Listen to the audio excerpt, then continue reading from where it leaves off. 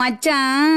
மானா மதுரைக்கு போறவர் மச்சான் போறவர் மாமா போறவர் மானா மதுரைக்கு பொண்ணுங்கிண்டா எனக்கு மாவுல பழுத்த பழம் வாங்கிய வாங்க மாவுல பழுத்த பழம் என்னடி குட்டி ஜோக்கா சொல்ல